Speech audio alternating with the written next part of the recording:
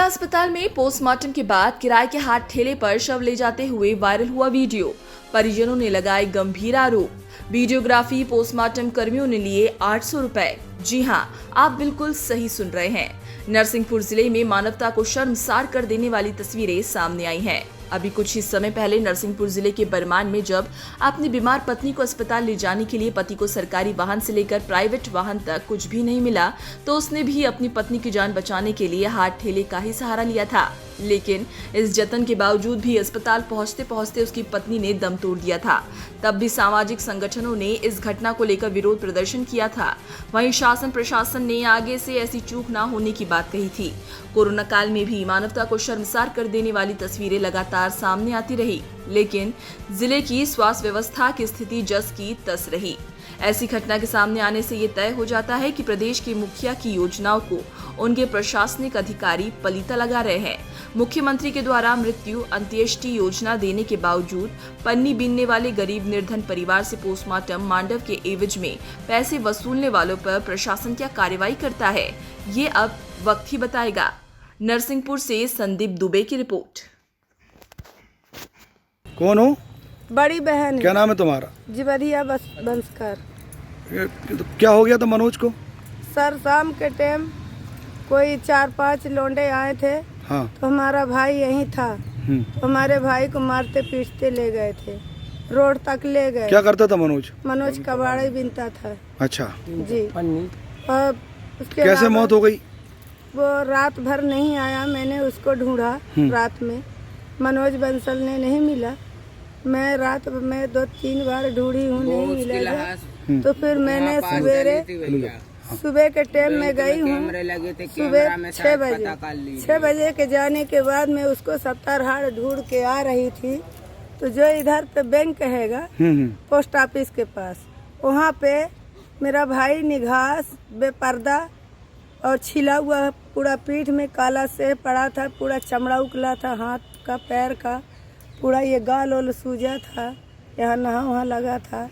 मैंने देखे उसके कपड़ा नाली में डाला था, पेंट है तो दूर पड़ा था, चप्पल वप्पल कुछ नहीं था, रोड में डाला था। तो फिर अस्पताल ले गए तो वहाँ मौत बता दी, मौत होगी। फिर यहाँ से पोस्टमार्टम के बाद क्या हुआ? वहाँ से जब उठा के लाए थे तो मेरे भाई की सांस चलती थी। हाँ। तो बोल नहीं रहा था, इसकी हिम्मत नहीं पड़ती थी। मैंने ठेला में लदा के ले आई हूँ। फिर मेरा बच्चा आया मजदूरी करके कबाड़ उबाड़ बिन के, तो शाम के टाइम ले गए हॉस्पिटल सरकारी में। ले जाने के बाद उसकी पर्ची वर्ची बनवाए, बोले कि पहले तुम पर्ची बनवाओ, जब तक पुलिस केस नहीं हो जाएगा, जब तक इसकी जांच नहीं होगी। मैंने पर्ची बनवा करके और उधर चौकी है पुलिस वालों के पास, वहाँ पे मैं गई, लिखाने पढ़ाने के बाद अंदर लेके जब गए बच्चे लोग, तो मेरा भैया की सांस मतलब अस्पताल ले जाते जैसे गेट के पास पहुँचे, जैसे उसकी सांस टूट गई सर। अच्छा। सरकारी अस्पताल से कुछ दवाई भी नहीं होती। और बोले तुम्हारा भाई नहीं है। हाँ। फिर उसके बाद ले गए चीर, वहाँ जहाँ मिट्टी रखते हैं वहाँ पे हमारे भाई को डाल दिए। बोले तुम 9-9:30 बजे यहाँ आ जाना, 10 बजे पोस्टमार्टम होगी, तुम आ जाना, 12-1 बजे तक में तुम्हारी मिट्टी मिल जाएगी। फिर कैसे लेके आए? ठेला से लेके आए सर। क्यों बॉडी ठेला में क्यों लेके आए? मैंने बोले कि सर मैं गरीब इंसान हूँ, कबाड़ कूड़ा बिनने वाली हूँ, मेरे पास पैसा नहीं है, तो मैं किस में से ले जाऊँ? जो एम्बुलेंस होती है, जो शासकीय गाड़ी है, तो इसमें से पहुँचवा दीजिए। तो बोले कोई गाड़ी बहन नहीं है अभी, आप ठेला से कोई बहन ले जाइए। और सर जो फोटो वाले थे वहाँ से कैमरा वाले आए थे, मेरे भाई की फोटो उतारे थे पूरे बदन की, तो वो 500 रुपए मांग रहे थे। बोलो हमको 500 रुपए पैसा दीजिए। तो मैंने बोली कि सर मेरे पास 500 रुपए नहीं है, हम गरीब इंसान है, रोज कबाड़ बिनते हैं, रोज खाते हैं, बच्चों को पालते हैं, हमारे पास पैसा नहीं है। बोले नहीं पैसा में कोई फोटो उतरवाई 500 रुपए लगेगा।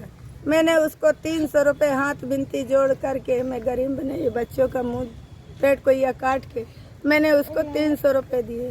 जो पोस्टमार्टम करते हैं वो पैसा 300 रुपए मांगते थे, मैंने उसको 200 रुपए दिए। ठीक है। अब कहाँ आपके द्वारा एक घटनाक्रम मेरी जानकारी में लाया गया है, जिसमें कुछ दिन पहले एक पोस्टमार्टम के लिए बॉडी लाई गई थी, जिसमें बताया गया है कि उसको खिलिया में ले जाया गया। यह घटनाक्रम सही में एक अमानवीय है और इसके लिए मैं सर्वप्रथम बताना चाहूँगा कि जिला अस्पताल में जो भी पोस्टमार्टम आते हैं उसकी एक प्रक्रिया है। उसमें पोस्टमार्टम के कागज़ के साथ डेड बॉडी डॉक्टर को सुपुर्द की जाती है और जो भी पोस्टमार्टम में डॉक्टर होता है ड्यूटी पर उसको बुलाया जाता है।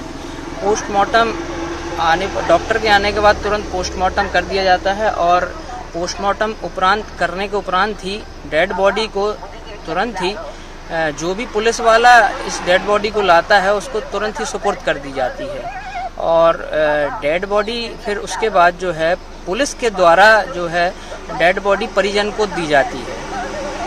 इसका हम लोग लिखित में भी प्रमाण लेते हैं, क्योंकि पोस्टमार्टम कागज़ पे उनके दस्तखत भी होते हैं जो हमें बॉडी सुपुर्द करता है और परिजन को बॉडी जो है पुलिस वालों के द्वारा दी जाती है।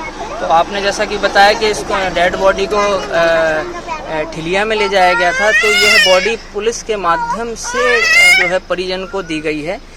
पर एक बात जानकारी में और लाना चाहूँगा कि कई बार ऐसा भी होता है कि डायरेक्ट जो है दे दी जाती है। अब कई बार उसकी मांग भी नहीं होती कि शव वाहन, वैसे तो जिला अस्पताल के पास खुद का अपना कोई शव वाहन नहीं है, शव वाहन की व्यवस्था नगर पालिका द्वारा की जाती है और वो भी हमें बताया गया है कि सिर्फ उसको जो है शव यात्रा के लिए दिया जाता है। तो सर्वप्रथम तो इस प्रश्न का जवाब हुआ ये। और आप जैसा कि और दूसरे प्रश्न में आपने बताया है कि इसमें पैसे की मांग की गई है, तो